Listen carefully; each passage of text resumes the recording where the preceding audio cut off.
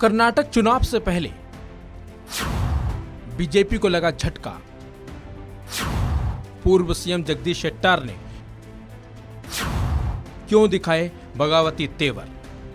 10 मई को कर्नाटक में विधानसभा चुनाव को लेकर वोटिंग होनी है, लेकिन उससे पहले ही बीजेपी को एक बड़ा झटका लगा है और कर्नाटक के पूर्व मुख्यमंत्री ने राज्य विधानसभा से इस्तीफा दे दिया है। उत्तर कन्नड़ जिले के सिरसी पहुंचकर जगदीश ने विधानसभा अध्यक्ष विवेश्वर हेगड़े कागेरी को अपना इस्तीफा सौंपा।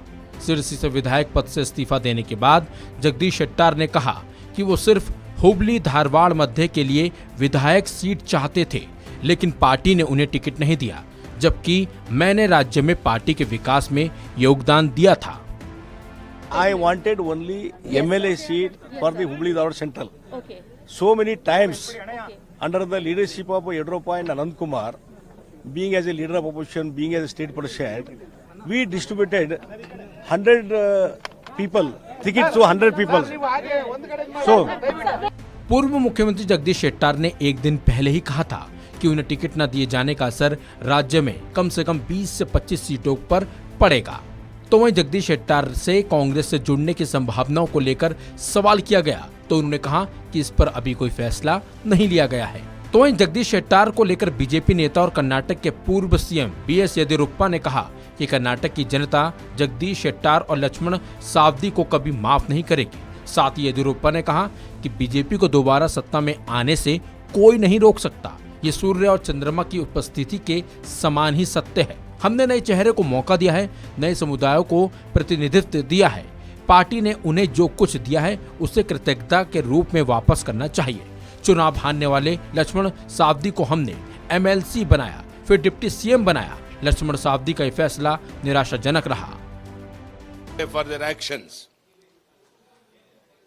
people of Karnataka will not forgive Jagdish Shettar and Lakshman Saudi.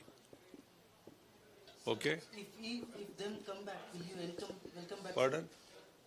If you come back to the BJP. No, that does arise. I don't want to answer for such What kind of questions. future do you see of I have given. What kind of future do you see for Jagdish Shettar in Congress if he goes there? No, it is too early to comment anything. I will go around in the state. I will go to their constituency also.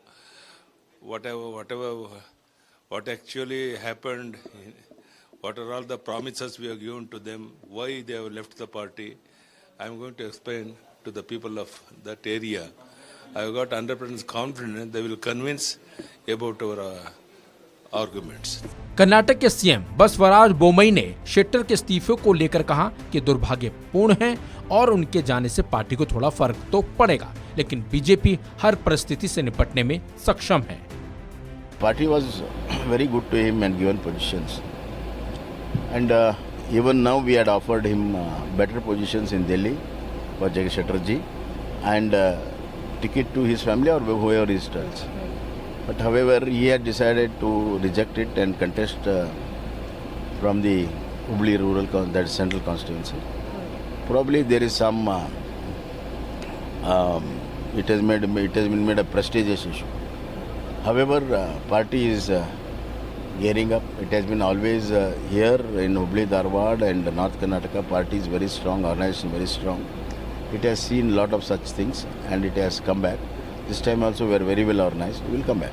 तो वहीं इस मामले पर कांग्रेस के कद्दावर नेता सिद्धरामैया ने कहा कि अगर वरिष्ठ नेता जगदीश शेट्टार कांग्रेस में शामिल होते हैं तो उनका स्वागत है।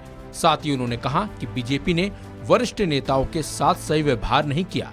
सिद्धरामैया ने दावा किया है कि बीजेपी के पूर्व उप मुख्यमंत्री लक्ष्मण सावदी के पार्टी में शामिल होने से कांग्रेस को फायदा होगा। आपको बता दें, 6 बार विधायक रहे जगदीश शेट्टार 10 मई को होने वाले विधानसभा चुनाव में हुबली धारवाड़ मध्य सीट से बीजेपी के टिकट पर किस्मत आजमाना चाहते थे, लेकिन पार्टी ने ऐसा करने से इनकार कर दिया। और तो और कर्नाटक के मुख्यमंत्री बसवराज बोमई ने और केंद्रीय मंत्री प्रहलाद जोशी और धर्मेंद्र प्रधान ने शनिवार को शेट्टार को मनाने की कोशिश भी की थी, लेकिन वो नहीं माने और अपने रुख पर अड़े रहे और अब उन्होंने इस्तीफा दे दिया है। इस खबर में बस इतना ही। अपडेट्स के लिए बने रहिए वन इंडिया हिंदी के साथ।